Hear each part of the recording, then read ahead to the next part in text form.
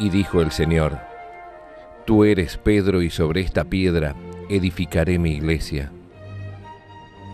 El Santo Padre, Benedicto XVI, en su aprobación y promulgación del compendio del Catecismo escribió: Agradezco infinitamente a Dios nuestro Señor el haber dado este catecismo por mi venerado y amado predecesor, el Papa Juan Pablo II. Estos, la Iglesia, el Papa y el Catecismo, son los fundamentos de esta catequesis de primera comunión.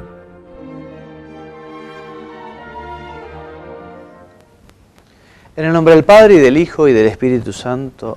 Amén. Ave María Purísima, sin pecado concebida. Bienvenidos, amigos, a nuestro curso para padres y catequistas de primera comunión. Aprovechamos para contarles que este curso que estamos dictando para televisión, pueden encontrarlo ustedes en el Instituto de Formación Teológica por Internet. Esta documentación está en www.institutodeteología.org. Mónica, ¿cómo estamos? Gracias por tu presencia. Muy bien, gracias, Padre Juan María, fantástico. Bueno, y hoy comenzaremos con nuestra primera parte del curso, esta 10ª lección, hablar de la historia de Moisés, aquel hombre que fue príncipe y que luego fue, a pedido de Dios, pastor de su pueblo. Y cuenta así la historia sagrada. Los descendientes de José y sus hermanos se quedaron en Egipto. Los hijos, nietos, bisnietos y tataranietos suyos formaron un pueblo, el pueblo de Israel, o pueblo judío, que se dividió en 12 tribus constituidas por la descendencia de los 12 hijos de Isaac. Los egipcios tiranizaban a los israelitas, obligándoles a realizar pesadas tareas para ellos, pero les tenían miedo porque ya eran muchos y su número crecía. Por eso el faraón ordenó que tiraran al río a todos los hijos varones que nacieran del pueblo judío para que se ahogaran. Entre los israelitas había una familia que tenía 2 hijos nacidos antes de que el faraón diera aquella orden terrible. La mayor se llamaba Miriam y el segundo Aarón. Y nació un tercer hermano que era varón y debía ser ahogado. La madre lo tuvo escondido un tiempo, pero se dio cuenta de que lo iban a descubrir en cualquier momento. Entonces hizo una canastita de mimbres bien trenzados que flotaba como un bote, metió al chiquito en ella y la dejó entre unos juncos a la costa del río. El chiquito lloraba a más no poder. En eso pasó por allí la hija del faraón, que andaba paseando con la fresca, acompañada por sus pucamas. Oyó el llanto del chico y mandó a ver qué pasaba. Lo encontró al chico una de las mucamas y se lo trajo a la hija del faraón metido en su canasta. Y todas empezaron a decir: ¡qué lindo el nene! Vean qué ojitos que tiene, si es una ricura. Y aunque la princesa pensó que ese chico tenía que ser judío, resolvió quedarse con él y criarlo como si fuera hijo suyo. Pero cayó en la cuenta de que ni ella ni sus mucamas podían darle de mamar y se pusieron a buscar a alguna señora que estuviera criando para que lo hiciera. Miriam, que se había escondido en el juncal hasta ver qué pasaba con su hermanito, oyó la conversación, se presentó a la princesa y le dijo que conocía una señora que podía encargarse de eso. Y le presentó a su madre, que así vino a criar su propio hijo, comisionada por la hija del faraón. Al chico le pusieron de nombre Moisés, que quería decir salvado de las aguas. Moisés creció y recibió trato de príncipe, pues pasaba por nieto del faraón.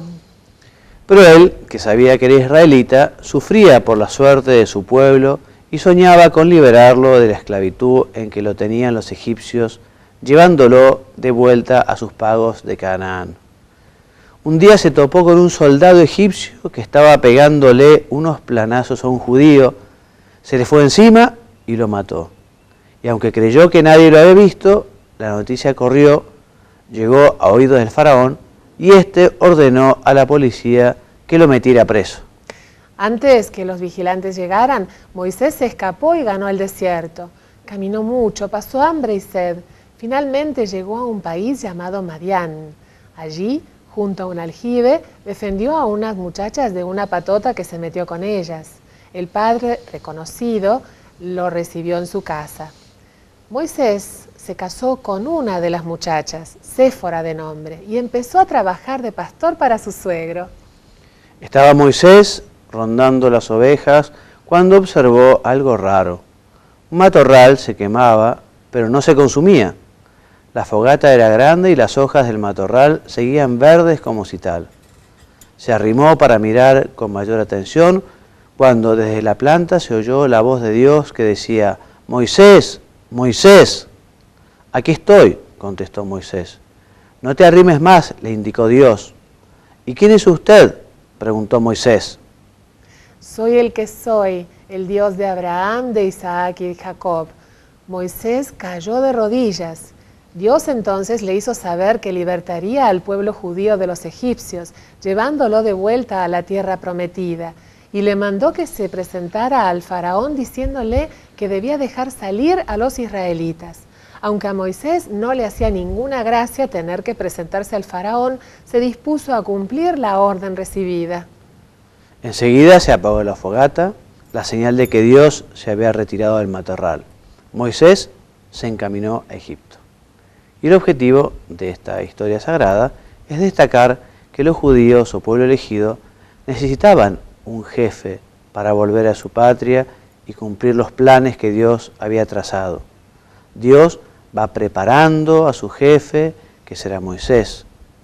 Mostrar que, aunque nosotros no lo notemos, Dios sigue conduciendo la historia y disponiendo la aparición de hombres que se encargan de cumplir sus designios, ¿no? En ese sentido, también podemos recordar que cada uno, cada persona, cada hombre, tiene un llamado, tiene una vocación, tiene una misión.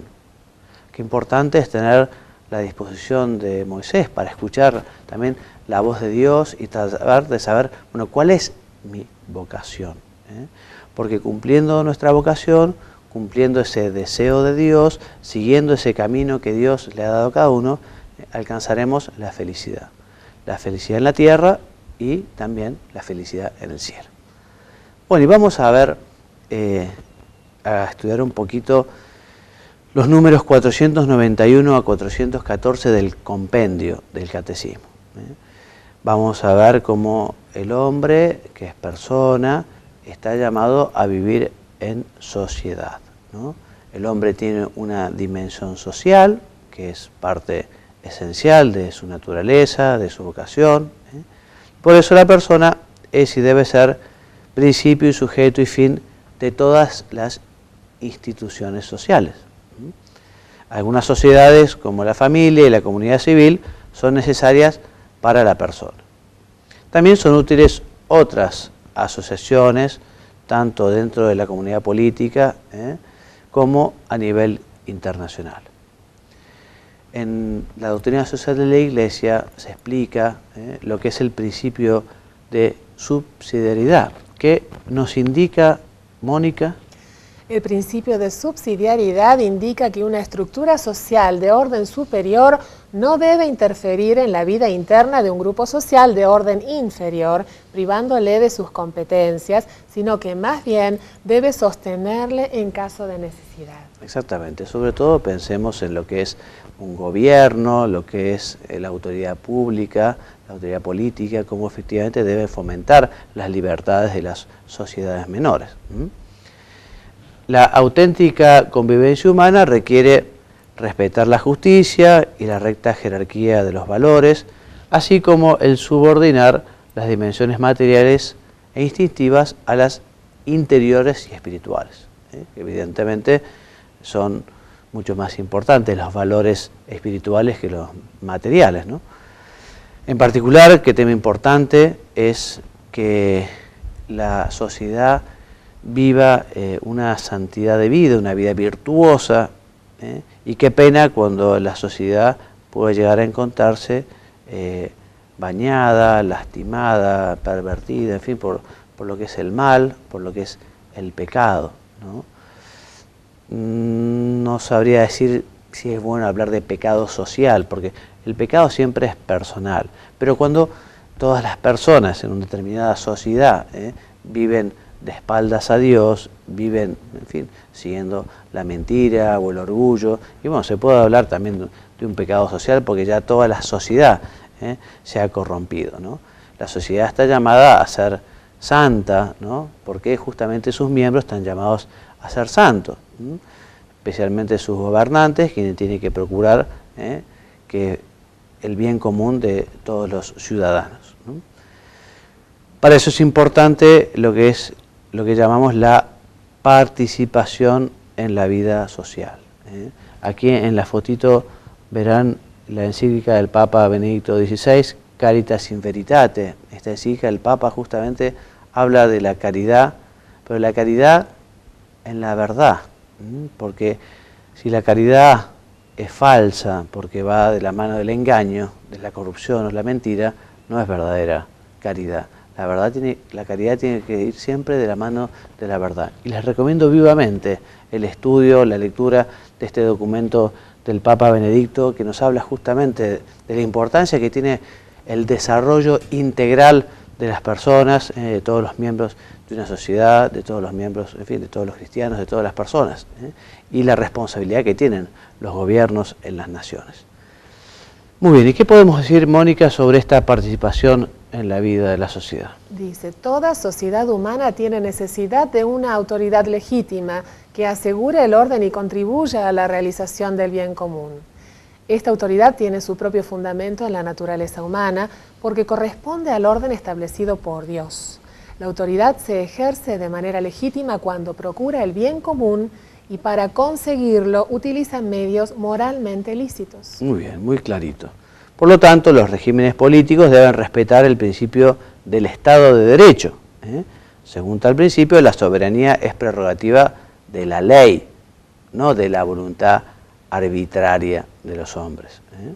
Las leyes deben ser justas, deben apuntalar al bien común. En cambio, las leyes injustas y las medidas contrarias al orden moral no obligan en conciencia a los ciudadanos, a las personas. ¿Y qué entendemos, Mónica, por bien común? Por bien común se entiende el conjunto de condiciones de la vida social que hacen posible a los grupos y a cada uno de sus miembros el logro de la propia perfección. Muy bien. Entonces el bien común supone el respeto y la promoción de los derechos fundamentales de la persona, el desarrollo de los bienes espirituales y temporales de la persona y la sociedad y la paz y la seguridad de todos. Efectivamente, los gobernantes tienen que promover y fomentar estos derechos, que además son derechos de las personas. No es que los otorga graciosamente el Poder Ejecutivo, el Poder Legislativo, sino que el hombre, por ser hombre, tiene derecho, primero el derecho a la vida, tiene ese derecho a la asociación, ese derecho a la educación, que justamente los gobernantes deberán no solo respetar, sino promover. Entonces la realización más completa del bien común se verifica en aquellas comunidades políticas que defienden y promueven el bien de los ciudadanos y de las instituciones intermedias, sin olvidar el bien universal de la familia humana. Muy bien, Mónica. Todo hombre, según el lugar que ocupa y el papel que desempeña, participa en la realización del bien común, respetando las leyes justas y haciéndose cargo de los sectores en los que tiene responsabilidad personal, como son el cuidado de la propia familia y el compromiso en el propio trabajo. Muy bien, los ciudadanos deben tomar parte activa en la vida pública en la medida en que les sea posible. Y aquellos que tengan vocación a una participación más intensa en la vida política, bueno, es muy importante que procuren fomentar esa vocación, porque hacen falta políticos muy santos, hace falta buenos cristianos que realmente se dejen la vida luchando por este ideal tan importante que es conseguir la justicia, conseguir la paz, conseguir el bien común general. Muy bien, ¿y qué es esto de la justicia social? Bueno, la justicia social es un deseo que todos aspiramos, que realmente en las naciones, en los países, no se viva justamente la injusticia. justicia es lo contrario de la injusticia, ¿no? Y la sociedad asegura la justicia social cuando respeta la dignidad y los derechos de la persona, finalidad propia de la misma sociedad. Cuando en cambio la sociedad no respeta, sino que atropella, ¿no? O condiciona o prohíbe los derechos fundamentales de la persona, aquello se cae en una injusticia y en la arbitrariedad. Además, cuando garantiza las condiciones que permiten a las asociaciones y a los individuos conseguir aquello que les corresponde por derecho. Esto es parte de lo que decíamos del principio de subsidiariedad, ¿no? Todos los hombres gozan de igual dignidad y derechos fundamentales, en cuanto que creados a imagen del único Dios y dotados de una misma alma racional, tienen la misma naturaleza y origen y están llamados en Cristo a la misma bienaventuranza divina. Mónica. Existen desigualdades económicas y sociales inicuas que afectan a millones de seres humanos que están en total contraste con el Evangelio. Son contrarias a la justicia, a la dignidad de las personas y a la paz. Quienes disponen de talentos particulares los compartan con los demás. En el último número de la encíclica que le citaba del Papa Benedicto, cuando nos habla de la Caritas in Veritate, el Santo Padre en su último número nos dice que también es bueno que los cristianos elevemos nuestros brazos a Dios para rezar, para pedir. Después de que el Papa hace una descripción de muchos males que está padeciendo la humanidad, ¿no? Del hambre, de las injusticias, de la corrupción, y tantos temas, ¿no? Que no se respeta la vida del nasciturus, del por nacer, en fin, y tantos temas. Cuando a veces uno puede llegar a verse abrumado por tantas cosas que, son contrarias al querer de Dios, pero el Papa dice, pero no nos olvidemos de la fuerza de la oración, del valor de la oración. Cuando uno a veces dice, pero ¿yo qué puedo hacer ante la pobreza? ¿Yo qué puedo hacer ante las desigualdades? Y cada uno que haga lo que pueda, en su casa, con sus vecinos, con sus amigos, que cada uno haga lo que pueda hacer y sobre todo que todos tratemos de rezar y pedirle a Dios, porque en definitiva quien va a resolver todos estos grandes problemas de las sociedades y del mundo es Dios, pero en la medida en que nosotros colaboremos con nuestro propio comportamiento y colaboremos también con nuestra oración. La solidaridad, Mónica, que emana de la fraternidad humana y cristiana, se expresa ante todo en la justa distribución de bienes, en la equitativa remuneración del trabajo y en el esfuerzo en favor de un orden social más justo. La virtud de la solidaridad se realiza también en la comunicación de los bienes espirituales de la fe, aún más importantes que los materiales. Exactamente, porque si bien el ayudar al hermano en sus necesidades materiales es importante, es mucho más importante ayudarlo en sus necesidades espirituales, y por eso el apostolado que podamos hacer para llevar el consuelo del conocimiento de lo que es la cruz, de lo que es el conocer al Señor, de lo que es aprovechar los sacramentos de la Iglesia. O sea, es un apostolado importantísimo que tenemos que hacer. Por eso un cristiano siempre será muy solidario y se preocupará de las cosas materiales, pero nunca olvidará el valor fundamental que tiene la revelación, las enseñanzas del Señor, todas las orientaciones que nos da la Iglesia para alcanzar la felicidad en la tierra y la vida y la bienaventuranza eterna.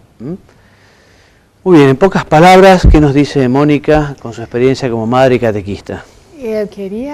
Vamos a reflexionar un poquito sobre sobre las obligaciones que tenemos, sobre las responsabilidades que tenemos todos los catequistas y que tenemos que tenerlas presentes. Ser catequista es una vocación que como tal debe construirse a lo largo de toda la vida, ¿no? Con formación, como decimos siempre, con cursos, lectura de libros, etc.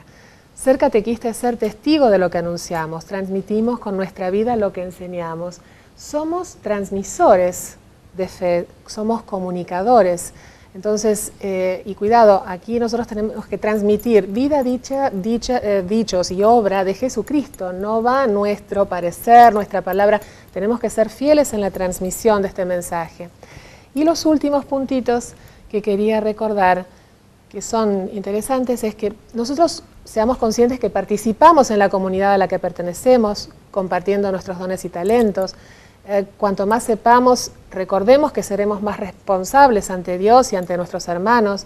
Debemos ser generosos con todo eso que conocemos, darlo, brindarlo. Es cuestión de compartir y no de competir.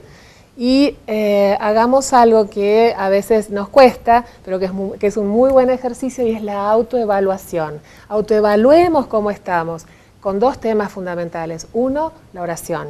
La otra, sacramentos. Padre Juan María, Mónica, muchas gracias, muy interesante. ¿Y vos cuánto tiempo te dedicaste a la enseñanza de la catequesis? Vos comenzaste con tu hija, ¿no? Claro, sí, yo empecé, como explicábamos en el encuentro anterior, empecé invitada por el párroco y me encantó, me gustó tanto, yo pensaba involucrarme en la carrera de psicopedagogía, como te contaba hace un tiempo.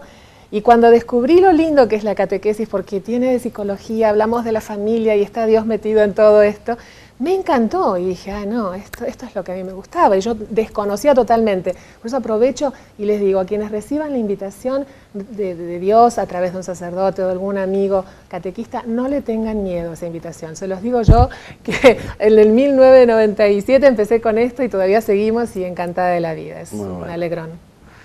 Bueno, y vamos ahora a hablar un poquito sobre la misa, siguiendo nuestra instrucción general del misal romano. La semana pasada hablábamos de la presentación de los dones y de los elementos que se colocaban sobre el altar al comenzar justamente la segunda, es el segundo momento de la misa, ¿no? El primer gran momento es la liturgia de la palabra, el segundo gran momento es la liturgia eucarística, cuyo centro es la consagración, donde se realiza allí la transubstanciación, donde el cuerpo, donde el pan se convierte en el cuerpo de Cristo, donde el vino se convierte en la sangre de Cristo. Entonces, después de haber presentado el pan y el vino, ¿no? El sacerdote dice, bendito sea Señor Dios del universo por este pan, fruto de la tierra y del trabajo del hombre, ¿no? Bendito sea Dios por este vino, fruto de la vid, ¿no? Bueno, después de la presentación de las ofrendas, del pan y el vino, dice la oración final, ¿no? La oración final que tiene una terminación breve, que es por Jesucristo nuestro Señor, y si al final se hace mención al Hijo, se dice que vive y reina por los siglos de los siglos. Amén, responden todos. Muy bien, y comienza la plegaria eucarística, comienza ahora lo que es el centro y la cumbre de toda la celebración.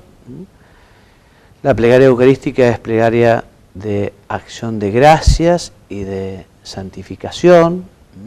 El sacerdote invita al pueblo a elevar sus corazones al Señor en la oración y en la acción de gracias, y asocia a la oración que en nombre de toda la comunidad él dirige al Padre, a Dios Padre, por Jesucristo en el Espíritu Santo, ¿no?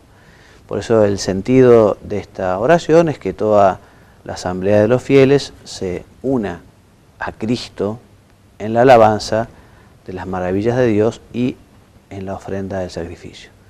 Entonces la plegaria eucarística exige obviamente que todos la escuchen en silencio, con respeto, con veneración, en oración. Vamos a ver que los principales elementos de la plegaria eucarística son la acción de gracias, la aclamación que veremos hoy, y después la epíclesis, la narración de la institución de la consagración, la anamnesis, la oblación y las intercesiones que veremos la semana que viene. ¿Qué decimos de la acción de gracias? Y volvemos para atrás, ¿no? Bueno, esta acción de gracias se expresa principalmente en el prefacio, ¿no? El Señor esté con ustedes, elevemos nuestros corazones, lo tenemos levantados al Señor, es justo y necesario, realmente es justo y necesario nuestra vida de salvación, darte gracias siempre y en todo lugar, Señor Padre Santo, Dios Todopoderoso y Eterno. Bueno, el prefacio es una oración de acción de gracias preciosa, ¿no? Que el sacerdote, en nombre de todo el pueblo santo, glorifica a Dios Padre y le da gracias por la obra de la salvación o por algún aspecto particular de la misma según los diversos días, según las diversas fiestas o tiempos litúrgicos, ¿no? Entonces, primer elemento fundamental de la acción de la plegaria eucarística es la acción de gracias. La aclamación, Mónica. Con ella toda la comunidad, uniéndose a las virtudes celestiales, canta el santo. Esta aclamación, que forma parte de la plegaria eucarística, es proferida por todo el pueblo junto con el sacerdote. Muy bien, y continuaremos entonces en nuestro próximo programa con los restantes elementos de la plegaria eucarística para pasar a unas pocas devociones que recoge el compendio del Catecismo de la Iglesia. El compendio del Catecismo recoge 2 oraciones que son un acto de fe, 2 oraciones que son un acto de esperanza y 2 oraciones que son un acto de caridad. No los vamos a leer ahora, pero se los dejamos como inquietud a ustedes, padres y catequistas, para que los vean y para que eventualmente los recen con sus hijos o con sus chicos que están preparando para hacer la primera comunión. Y nos despedimos después de haber vivido esta lección de catequesis, este encuentro. Yo tengo mucha fe y mucha esperanza de que esto realmente pueda servir, ¿no? Tanto para los que lo ven por televisión como para quienes después puedan aprovechar en lo que se convertirá este programa, que posiblemente sea un video para que esté en internet y las personas puedan también aprovecharlo y tomarlo como lo que pretende ser, ¿no? Una lección, incoando algunos temas para que después cada uno los profundice por su cuenta y bueno, y quienes se vean beneficiados sean los chicos, sus hijos o los catequistas en sus clases para los chicos que recibirán la primera comunión. Muchas gracias por su compañía, los esperamos en nuestro próximo programa, que Dios los bendiga y los haga muy santos. Amén. Y dijo el Señor: Tú eres Pedro, y sobre esta piedra edificaré mi iglesia. El Santo Padre, Benedicto XVI, en su aprobación y promulgación del compendio del Catecismo escribió: Agradezco infinitamente a Dios nuestro Señor el haber dado este catecismo por mi venerado y amado predecesor, el Papa Juan Pablo II. Estos, la Iglesia, el Papa y el Catecismo, son los fundamentos de esta catequesis de primera comunión.